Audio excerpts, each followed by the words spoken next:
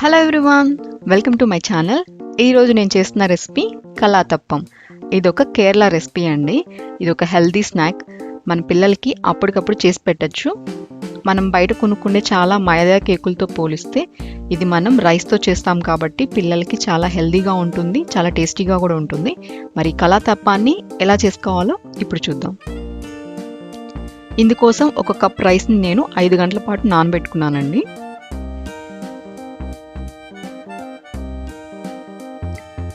అలాగే బెల్లం తీసుకోవాలి. మనం రైస్ ఎంత క్వాంటిటీ తీసుకుంటామో ఈక్వల్ క్వాంటిటీ బెల్లాన్ని తీసుకోవాలి. అలాగే పచ్చి కొబ్బరి ముక్కలు, కొంచెం ఉల్లిపాయలు, అలాగే కొంచెం ఉప్పు, యాలుకలు, జీలకర్ర, అలాగే బేకింగ్ సోడా. ఇక్కడ మనం బెల్లాన్ని కరిగించుకోవాలండి, పాకం అవసరం లేదు మనకి. కొంచెం వాటర్ వేసుకొని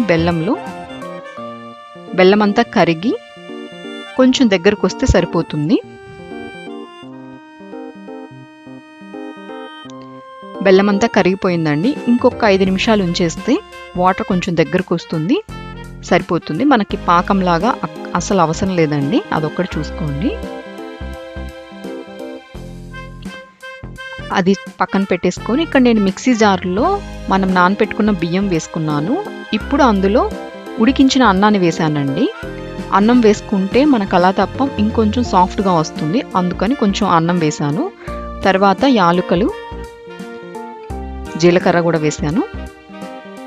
తర్వాత మనం కరిగించుకున్న బెల్లం నీళ్ళు ఉన్నాయి కదా, వాటిని కూడా వడగట్టి వేసుకుంటున్నాను. ఎందుకంటే మనం బెల్లం కరిగించినప్పుడు కొన్ని నలకలు, కొంచెం ఇసుక లాంటివి వస్తుంటాయి కదా, కాబట్టి కొంచెం స్ట్రెయిన్ చేసుకొని వేసుకుంటున్నాను.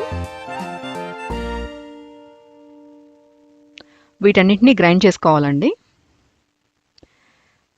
ఈ పిండి స్మూత్గా ఏమి ఉండదండి, కొంచెం బరగ్గానే ఉంటుంది, అలాగే ఉండాలి.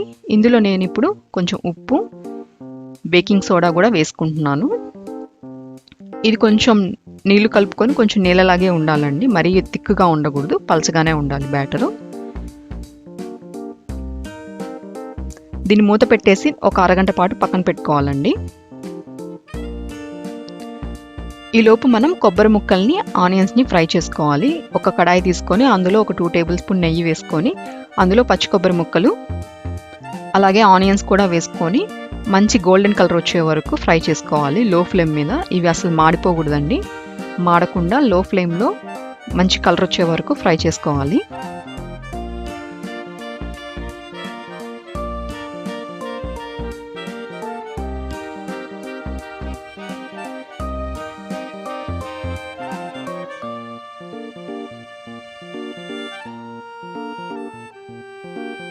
ఇవన్నీ కలర్ చేంజ్ అయిపోయాయండి, మంచిగా ఫ్రై అయిపోయి వీటిని పక్కన పెట్టేసుకుందాం.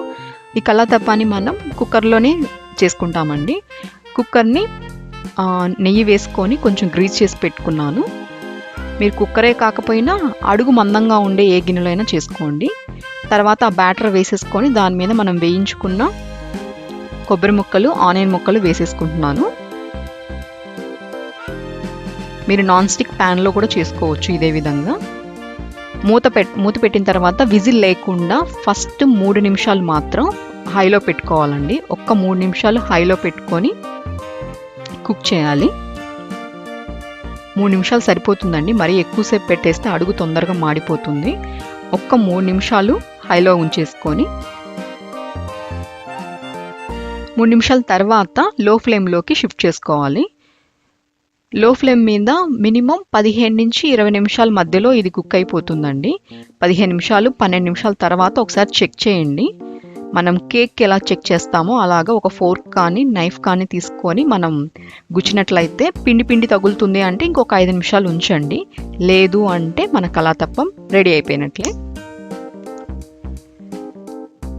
చూసారు కదా, రైస్ కేక్ అని చెప్పి మన పిల్లలకి ఇస్తే హ్యాపీగా తినేస్తారండి.